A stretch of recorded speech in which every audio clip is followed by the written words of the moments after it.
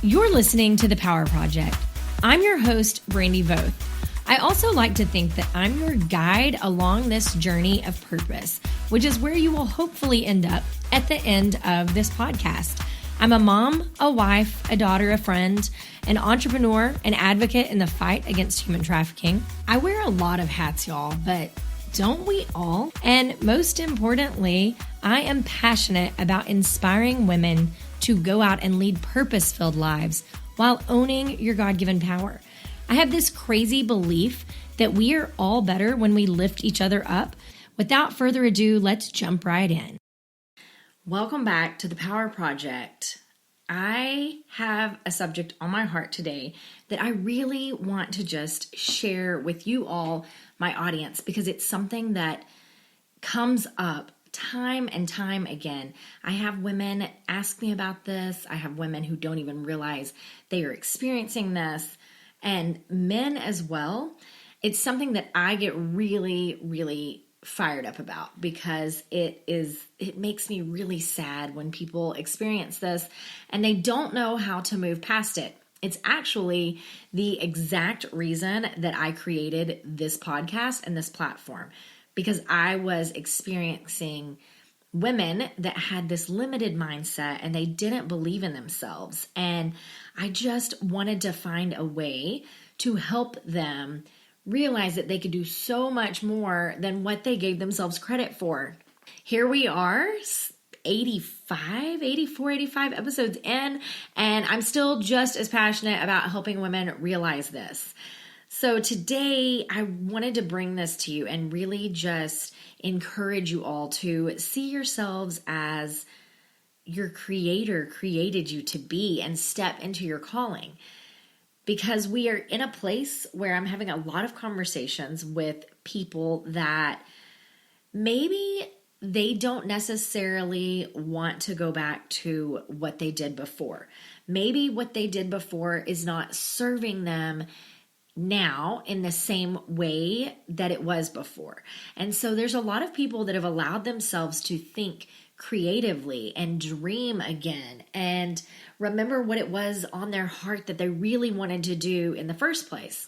And as I'm having these conversations with people and I'm hearing what it is that they would do, if they could do anything, if nothing was tying them back, if this was an option to press the restart button and just completely redo whatever it is that they want to do at this point.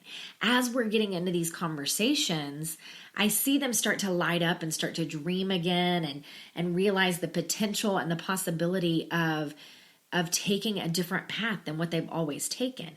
However, I also see a really familiar trend start to surface, and I see their self-doubt, I see their insecurity, I see their limited mindset start to take hold. And I want to just press pause on that right now. And I want to encourage you, if that is you at home, I want to encourage you to keep dreaming, keep striving, keep opening your mind to other possibilities and opportunities, and keep taking steps to move in that direction. So while people in general share this common limited mindset, it seems to be that I see women all too often just really be completely debilitated by it. I see them have their dreams come crashing down. I see them not pursue their goals.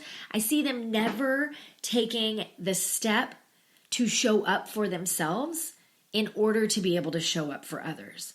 And I don't know why it's so easy for us to give in to limited beliefs and why it's so much easier for us to believe a lie that Satan is whispering in our ears than it is for us to believe the words of our Creator that says we're fearfully and wonderfully made. But I see this all too often. And it's not just one type of woman that falls into this limited belief category. I see highly successful women down to women who have maybe not ever had success in their life, or women that have endured trauma, and women that have been given awards and trophies. For some reason, it's just easier for us to believe those lies than it is for us to believe who we are and who we were created to be. So that is why I'm here today. I want to change that conversation. If there is nothing else that anyone says about me at the end of my life, I want them to say that I taught people to believe in themselves, because I don't think that we were ever intended to doubt ourselves so much, to doubt who God created us to be so much. And women believe all the lies. They believe the lies that they're not smart enough, they're not educated enough, they're not qualified enough, they're not old enough, they're not young enough, they're not strong enough, they're not brave enough. And when I sit with mentees, I often have them in the very beginning to get a feel for what they believe about themselves. I like to ask them, who would God say that you are? What would your called word be? And these range from warrior to overcomer to victorious, redeemed. And the one that comes up over and over and over again is enough. And although I hear people say that God would say they were enough, I also see on their face that they don't believe that they are enough. And this breaks my heart. It absolutely breaks me. He tells us, we have a whole book that tells us word for word how much more than enough he says we are. Like, just our very existence and loving him is enough. That's all. And I don't understand why this becomes such a struggle within the female community. I have a friend that is a licensed counselor, has her master's. She's incredible. And I asked her one time if she would come speak at a retreat on self-care for me.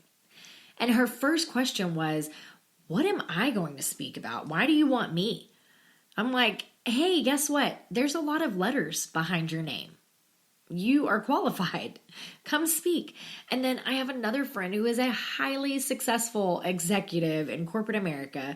She has led a global sales team for a Fortune 500 company. And as we're talking, I'm telling her, you really need to write a book. And she says, what would I write about? What do I have to offer? Like, oh my, you inspire people, you motivate people, you train people, like you've had great success. And it goes all the way to the mom who's at home who has raised these amazing children and navigated a blended family so well that doesn't think she has a message to share. Or we can take it all the way to the mentees that I mentor that have endured trauma and abuse and unfathomable circumstances. When I start with them, they've never been told how worthy or valued or loved or smart or strong they are. And I realize how crucial and how important it is for people to hear those words, because we have to hear them over and over for them to believe them, for them to start even leaning into the concept that maybe they are enough. And when I start pointing out their strengths to them, I can see their eyes lighting up. I can see them wanting so desperately to believe the words. And when they tell me they're not smart enough, they're not educated enough, they're not skilled enough to follow those dreams, I have to stop and point them back to who created them. I have to point them back to who they were created to be, who God meant for them to be in life. And I have to remind them often just how valued and how worthy they are. And I know that it is incredibly imperative that you've heard these words before. If today is the only time, the first time in your life that you are hearing them, or if today is the first time in your life that you're willing to listen to them, I ask this one thing from you. I ask that you have an open mind and an open heart. And I ask that you'll be willing to listen to this message a little more intently than you're listening to the negative voices inside your head, because those are lies from Satan. He does not want you to do anything that is going to further the kingdom or bring glory to God. He wants you to stay in that place of slavery where you are a slave to the thoughts inside of your head, where you don't believe that you're enough or you're worthy enough, where you don't think that you have the skills required to go chase that dream, to go start that new business, to go start a nonprofit, to go volunteer, to step out in faith and serve your community. The longer that you sit believing those lies, and the longer that you sit listening to those words, is the longer that you are not serving your purpose in life. The longer that you let those limited beliefs win, then the less victories you're going to have out there in the communities, in the networks, building bridges, doing whatever it is that you are called to do right now in your heart, where your heart is pounding to do something. And you have this idea, but you also feel like you might not be qualified enough to bring that dream or that goal to fruition. Maybe you're focusing on all the ways that you're not prepared to do what it is that you're called to do. So I work with women on a regular basis that have a dream. Every woman has a dream somewhere. Every person has a dream somewhere. There is something in your heart that you want to do in life. Whether you believe you can or not, there is something there. And oftentimes, we have focused so much on what stands between us and that dream that we've let that dream slip away, that we've forgotten about that dream. So I want you to close your eyes right now, and I want you to think back to when you were a little girl and there was something that you wanted to do in life before anyone told you that you can't. I want you to hold on to that. And then I want you to think of when you were in high school and you were preparing for graduation and you had a dream and you had a goal of something you wanted to accomplish. And I want you to hold on to that moment. And then I want you to think of a time when you felt like maybe it was too late and maybe you missed the bus. Hold on to that. Open your eyes. It's not too late and you haven't missed the bus. And we are going to work through helping you change your limiting mindset and helping you realize what you have to offer the world. I have a really successful friend that I just had this conversation with over the weekend who was working on a book. And I asked, "Where's the book?" And she said, "I had some limiting beliefs that have stopped me in my tracks." And you guys, I've done this. I've gone through this. This is exactly why I'm passionate about bringing it to you. I have felt unqualified. I have felt unworthy. I have felt like I am not smart enough. I'm not educated enough. I'm not X, Y, and Z. So let's work through all the ways that you can combat this and you can start to move past this. All right, so take out your pen. Take out your paper, and I want you to write down whatever it is that you're feeling pulled to, whatever it is that you're dreaming about doing, whatever it is that you really would like to accomplish in this lifetime. And I want you to write your top 3. And I want you to look at those and really be honest. I don't care how large it is, how big it is. We do not get to put limits on our dreams right now, okay? God's going to limit those in the way that he sees fit, but we don't get to do that. We get to put it down, and we get to say, this is what I would like to do. Obviously, we're not going to be able to sprout wings and go fly. So let's make sure that it is realistic, but nonetheless, it's a dream on our heart that we want to accomplish. So write down those top 3. And then we are going to start working towards having the beliefs to realize these dreams. I want you to write down 3 things that you do best. In my class, we've previously at this point done a brain dump where we have just free flow written down all the things we're good at. But right now, I want you to really intentionally think about the top 3 things that you do in life. And this looks like how you show up and you serve your network, how you serve your community, how you can serve an employer or an organization. Think about caring for others, conflict resolution, collaboration, networking, organizing, communicating, manual labor, just all the things that you do really well. Like maybe it's follow direction well. Maybe it's that you look out for the underdog. Whatever it is, write down those 3 things, your top 3 things that you do best. Second, we're going to write down, and you'll have to go back maybe, and when you have a little more time and we're not in the middle of the podcast, you can go back and listen to this a little more intently if I leave you. You can just press pause. I'll be here hanging out, waiting on you to push play again. Secondly, you're going to write my top skills. This can be anything from public speaking to baking pies. Whatever specific skills you have, you're going to write down your top 3. This is going to be really specific to who you are and what you bring to the table. So perhaps it's bookkeeping or data entry, painting, teaching, cooking, writing, childcare, caregiving, whatever it is that you do really well, your skills. So we've done the 3 things that we do best as far as serving our community and our network and how we show up. Now we're honing in on skills. This is a little more specific and a little more broken down, like what you actually bring to the table to serve your community. And this is not to be confused with certification or education. This has nothing to do with that. Those are documents and paperwork, and we're talking about actual skills, things you know how to do. All right. Third, we're going to write down my main skill roadblocks are. This is where we are going to acknowledge the areas that we're lacking in. Now, hold on. Don't hang up the phone. Don't stop the podcast. Don't quit watching the video. Just sit with me for a minute. List your top 3 skill roadblocks, meaning something that you are lacking, something you don't know how to do.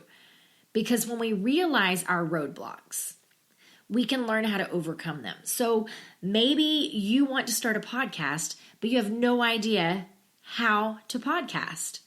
I was there. So my roadblock on my skill there would have been, I don't actually know how to produce a podcast. Lucky for you, there are YouTube videos and podcasts and Google searches and blogs and all these things that you can go find out how to do whatever it is. There are classes and courses, but there's a ton of free information, kind of like my Skillshare course on podcasting. Hey guys, if you've considered starting a podcast, but you're overwhelmed by how to actually launch, I've created a basics of podcasting course over on Skillshare. So you can sign up for my course and get 2 months of free premium membership. Skillshare is where I learn all types of skills that I don't know how to do otherwise. I'll include the link in the show notes. You can head over to Skillshare and search Brandy Voth's class, The Basics of Podcasting. You can go learn how to overcome those roadblocks by just educating yourself. Possibly you want to become more tech savvy, or maybe you're not great at marketing, so you're going to go find someone who is and do what they tell you to do. If you're like I was in business in general, you're not great at bookkeeping or accounting. Once again, find a trusted resource that is and follow them. Learn from them. All right, so fourth, you're going to write down skills I would most like to learn. This is where we have to remind ourselves that just because we don't know how to do something right now doesn't mean that we can't learn how to do something. Because we didn't know how to do anything until we learned how to do it. So we're going to write down our top 3 skills that we need in order to help us realize our dreams and chase our goals. Write those skills down, and then we can't just leave them hanging out there. We have to take action. So whatever it is, maybe it is research what type of equipment I need to do this. I'm using my own personal experience. For me, I needed to learn how to do QuickBooks and bookkeeping. So I hired a QuickBook expert to come in for a day and teach me how to do that. Or maybe it was how to podcast and produce a podcast. So I listened to all the mentors that were telling me how to do that. How to do search engine optimization. I researched the heck out of that.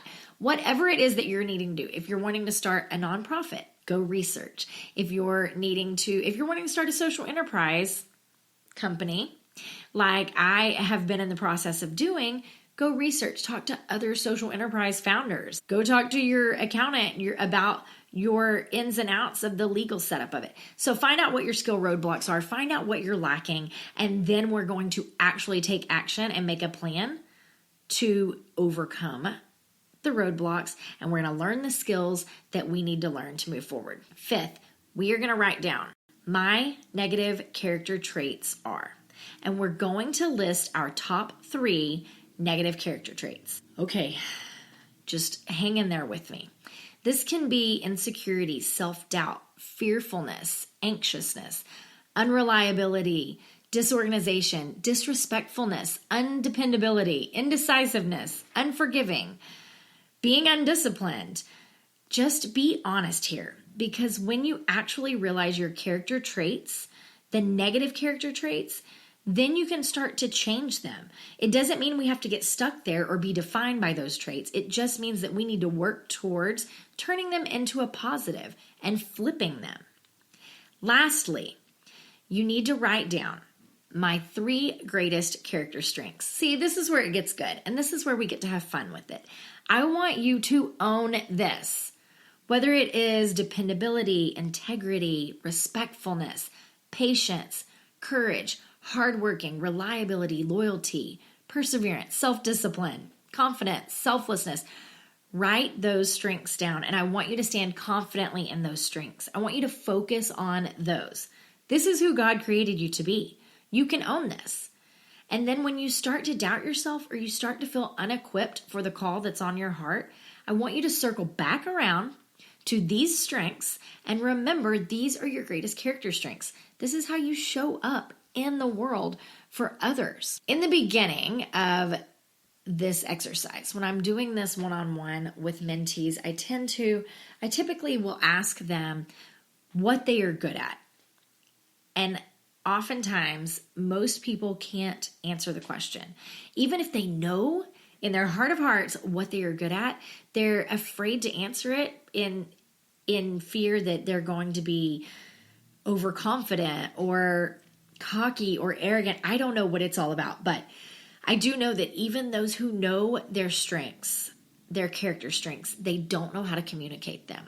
And they are afraid of saying, I'm really great at this. So I like to throw things out and I like to give them ideas to think about. And I like to start out with some basic strengths that you can have, some basic skills, some basic things that you're good at. So I typically start out by asking if you like to cook. And if you like to cook, if you are a cook, then you will tell me with great pride that you're an amazing cook, that you love to cook, and you're so good at cooking. Because you guys, a good cook knows they are a good cook. They know what they are good at. And so I'll ask, what is your favorite dish to cook? I love watching their faces as they light up, as they tell me about their amazing breaded pork chops or their mouth-watering fried chicken or their perfectly flaky crusted apple pie. And I will go into detail on this and say, tell me about it. How do you prepare this? What do you put in yours? What seasonings do you use? And they'll tell me, and they'll take great pride in the process of this apple pie that they roll out the crust and make. And they like to get it bubbly in the center where it's just boiling and the edges are brown and they're crisp and they're warm and the center's golden. And as I watch this, I can see the pride that they take in it. I can see the strength bubbling up. I can see the confidence. I can see their shoulders held back. They're not doubting themselves. They're not insecure. They know they make the best apple pie around. So then moments later, while we're into the activity, as we get to the part about skill roadblocks, I can instantly see them start to shrink. I can see them start to hang their head. I watch their eyes fall as they realize what they are lacking. I can see their confidence begin to shrink. I can see literally their dreams slipping away because they realize what they don't have that they need to accomplish what it is that they're working on. And quickly, I ask them if they knew how to prepare that award-winning recipe before they made it the first time. Did they know how to make an apple pie before they baked that pie? Did they know how to fry chicken before they breaded their first chicken breast and fried it? And then I remind them how confident they were sharing that process with me, how they owned it, how they told me how great of a cook they were. I remind them how proud they feel when they serve that dish to their anxiously awaiting friends and family that cannot wait to devour it. And then I remind them just how satisfied they feel when the plates are clean and everyone is raving over how delicious this food was. And they didn't know how to do that before they learned how to do that. We don't know how to do anything until we learn the process. So we can stand in our strengths and we can realize our weaknesses and we can learn what we don't yet know to follow that call that we're being called to. Maybe you don't cook. That's okay. That's okay. There is something in life that you are great at. It's something that you do really well that at one time you didn't even know how to do. You had to learn it. Whether it is singing or sewing, playing an instrument, crafting, organizing, gardening, speaking, running, working out, heck, doing your hair in some perfect beach wave curls. Whatever it is, own that and store that to memory. And when you begin to become overwhelmed with what you don't yet know how to do, when you begin to question whether or not you're qualified to take that step of faith and to follow that call, I want you to remember that you once did not know how to do whatever it is that you're great at doing today. We all have to start somewhere. And the first place I want you to start is by changing your mindset. Don't be limited by the negative talk that goes on inside of your mind. Be willing to do big things. Be willing to answer the call. And speaking of, I'm presenting in a virtual summit this week. I am so incredibly excited about this. This is the best part of the new normal that we're all navigating, is that what would typically require me to travel away from my family and stay somewhere out of town and have hotel expenses and travel expenses, now we're actually able to do online, where there are people coming together collaboratively, stepping out in faith, not believing the negative talk inside of their mind, and believing in themselves and making an impact together. So I'm in this summit. There are 30 presenters, and they are all sharing their stories of their own purpose journey. I want every single one of you to tune in, because I think that you're going to love this. Now, it starts today. It is live today, but that's okay, because you can go back and watch. It's free. It's free for you to attend.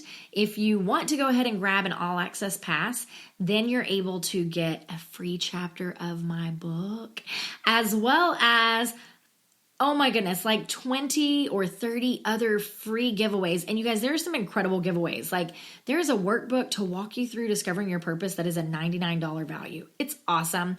So I would love to have you join me in that summit. I'm going to share the link in the show notes, as well as on my Instagram and my Facebook. So make sure you check all of that out. You can DM me if you don't see the information, and you can always hit me up with an email, brandy@the-powerproject.com. I love you guys. I hope that you think today a little differently than you did before you tuned in for this episode. I hope that you maybe have expanded your mind a little bit to realize your strengths, your gifts, and your character traits that only you bring to the table. Now go out and chase that calling, whatever it is. I wrote a book, you guys, and I would love to have you be part of the official launch team. Head over to the-powerproject.com, sign up for the newsletter, and I will make sure that you are one of the very first to get your hands on this book. If you enjoyed what you heard in today's show, can I ask that you go write a review, give us a rating, we'll take 5 stars, and tell all your friends.